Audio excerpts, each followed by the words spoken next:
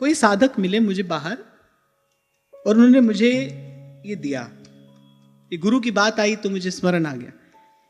ये जिन्होंने मुझे दिया भाई बैठे हैं यहाँ भीतर बाहर कहीं भी, आप हैं, बैठो, बैठ जाओ, यहीं पे बैठो।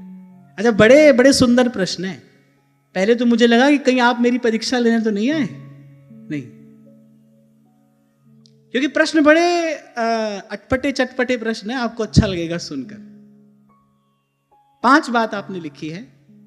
पहली बात आपने लिखी, पानी को बड़ी प्यास लगी। एकनाथ जी की साखियों में पढ़ा था आपने लगा पानी को बड़ी प्यास लगी।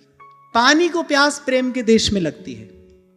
एक प्रेम ऐसा है, प्रेम का देश ऐसा है, इस देश में, इसीलिए कहते हैं ना प्रेम की गंगा उल्टी बहती है, जल सबकी प्यास बुझाने वाला है, लेकिन प्रेम के देश में ये गंगा उल्टी बहती है और पानी को प्यास लगती है। पानी को प्यास कैसे लगती है, अब सो भी सुनो। तीनों लोगों की कामना पूरी करने वाले श्री कृष्ण हैं। भगवान त्रिभुवन को तृप्त करने वाले हैं, जिनकी मात्र कृपा दृष्टि से सकल विश्व को पलते देखा। लेकिन यहां वृंदावन की सीमा में, यहां इस प्रेम देश में श्री कृष्ण कौन है? ध्रुवदास जी कहते हैं लाल त्रिषा को सिंधु है। त्रिषा माने प्यास। बोले श्री कृष्ण कौन है? बोले श्री कृष्ण प्यास के सिंधु हैं। अब संसार कह रहा है तू प्यार का सागर है, यहां के रसिक कह रहे हैं तू प्यास का सागर है। अब जब जो सबकी प्यास बुझा रहा है, अब उसको ही प्यास लगेगी, प्यास बुझाएगा कौन? फिर प्यास बुझती है। यहां वृंदावन में जो श्री जी की कृपा से प्रेम की नदी चहुं ओर बह रही है, श्री कृष्ण रूपी चातक की प्यास उससे बुझती है। लेकिन प्रेम के देश में जो पानी है, जो तीनों लोगों की कामना पूर्ण करने वाला है, यहां वो भी प्यासा हो जाता है।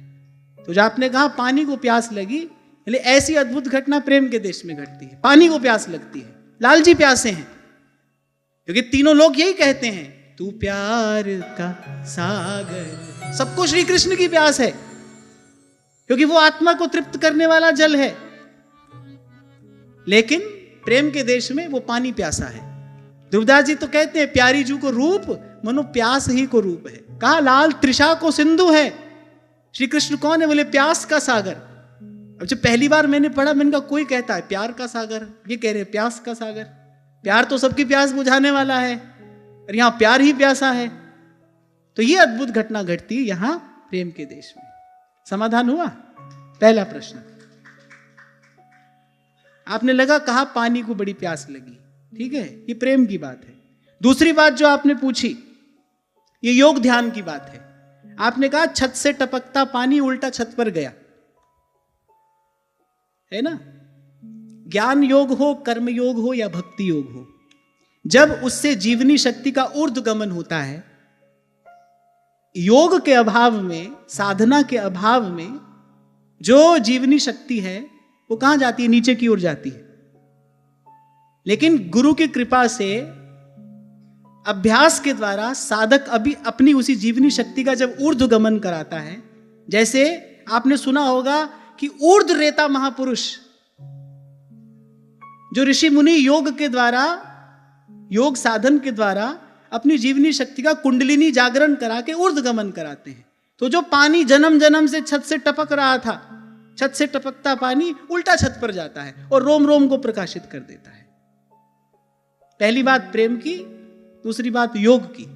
अब वो योग ज्ञान योग हो, कर्म योग हो या भक्ति योग हो, लेकिन योग के द्वारा यही होता है। जीवनी शक्ति का जो अधोगमन हो रहा है, वो साधन के प्रसाद से उसी का ऊर्ध्वगमन होता है। जो नीचे टपकता हुआ जीवनी शक्ति रूपी जल है, वो ऊपर जाकर रोम रोम को प्रकाशित करता है। हो गया समाधान?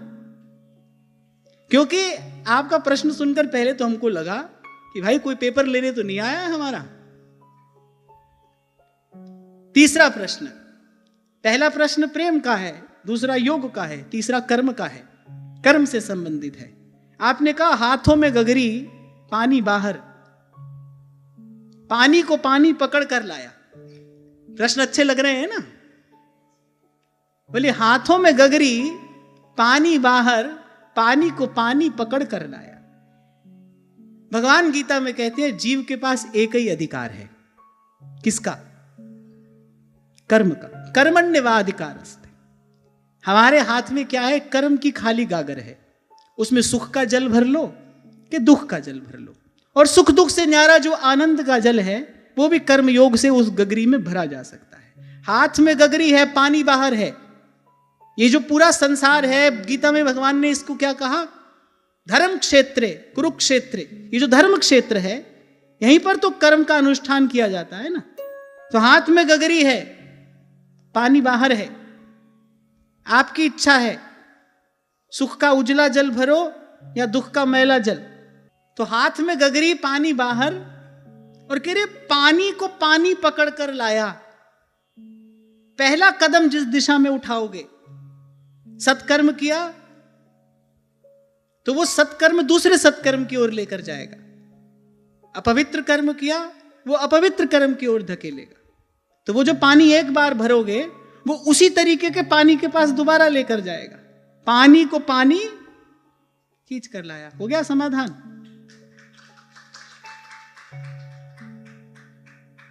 तो पहला प्रश्न प्रेम से संबंधित है, दूसरा योग से संबंधित है, तीसरा कर्म से संबंधित है, चौथा खेत बोया। सुनना, खेत बोया, उसमें भुट्टा आया और उस भुट्टे ने रखवाले को निगल डाला। कई बरस से लगे हो आप इसमें, लगता है। अबर भाई साधक ऐसा होता है। आपको मैंने बताया था ना, एक बार कबीर जी की 2 पंक्तियां पढ़ी, उसका अर्थ समझ में नहीं आया। अब मुझे तो भाई दिन रात उसका चिंतन ही रहे, जब तक समाधान नहीं हो गया तब तक चैन पड़ा नहीं। हाँ, तो खेत बोया, उसमें भुट्टा निकला और उस भुट्टे ने रखवाले को निगल डाला। एक कर्म का बीज डाला, और प्रकृति का स्वभाव है, प्रकृति उसे अनंत करके लौटाती है। एक बीज आप डालते हैं, कितने फल आते हैं। ऐसे एक दाना डाला और भुट्टे के ऊपर कितने दाने हैं? बहुत सारे दाने हैं। एक कामना की पूर्ति का प्रयास व्यक्ति करता है और उसके प्रतिफल में अनेक कामनाओं का जन्म होता है, और वो अनेक कामनाएं कामना पूरी करने वाले कोई खा जाती है, उसी को निगल जाती है।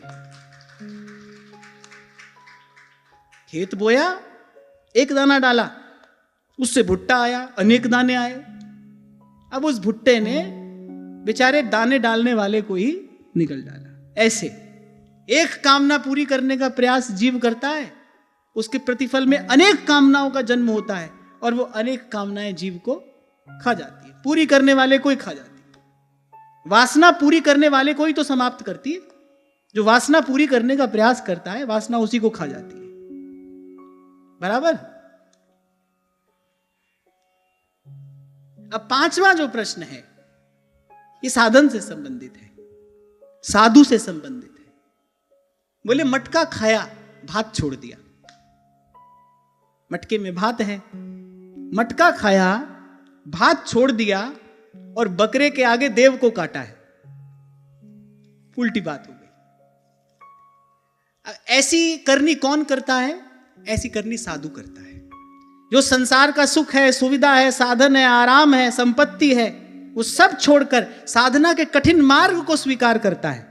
संत कहते हैं, कबीर कह रहे हैं, सुख के माथे सिल पड़े, नाम हृदय से जाए, और बलिहारी उस दुख के पल पल नाम रटाए। ऐसी करनी कौन करता है? साधु करता है। मटका खाता है, भात छोड़ देता है।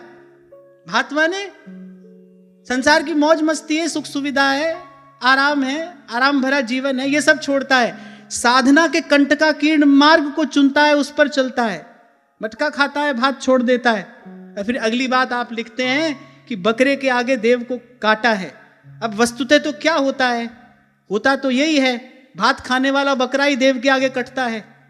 पर जो भात छोड़कर मटका खाता है, वो अपनी आंख के आगे ये संसार के रूप में जो प्रपंच देव है, इसको कटते देखता है। तभी कबीर कहते हैं, हम ना मरे मरी है संसार, हमको मिला जिया मन हारा, हम ना मरे मरी है संसार। तो जिसने मटका खाया है भात छोड़कर, वो अपनी आंख के आगे इस प्रपंच रूप देव को कटते देखेगा।